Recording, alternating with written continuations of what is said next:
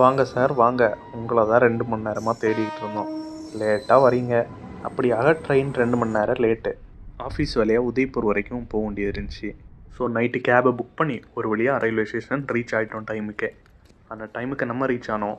ஆனால் ட்ரெயின் தான் 2 மணி நேரம் லேட் ஆயிடுச்சு. ஸோ அந்த 2 மணி நேரம் என்ன பண்ணணும் தெரியாமல் இங்கேயும் அங்கேயும் ரயில்வே ஸ்டேஷனையே சுற்றி சுற்றி இருந்தோம்.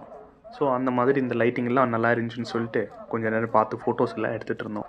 ஏன்னா டைம் பாஸ் பண்ணுறதுக்கு நமக்கு வேறு வழிகள் கிடையாது. அப்படியே தூங்கி எழுந்திரிச்சா காலையில் 10:30 மணி ஆயிடுச்சு ரயில்வே ஸ்டேஷன் வரதுக்கு. உதய்பூர் ரீச் ஆன முதல் வேலையாக ஹோட்டலில் செக்இன் பண்ணிவிட்டு காலைல பிரேக்ஃபாஸ்ட் சாப்பிட வந்துட்டோம்.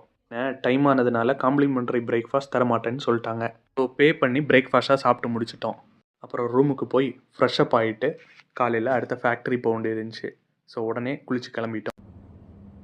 ஃபேக்ட்ரி ஒர்க்கை முடிச்சுட்டு ரூமுக்கு போகிறதுக்கு 9 மணி ஆயிடுச்சு. போனதுமே பிரியாணி ஆர்டர் போட்டு சாப்பிட்டோம்.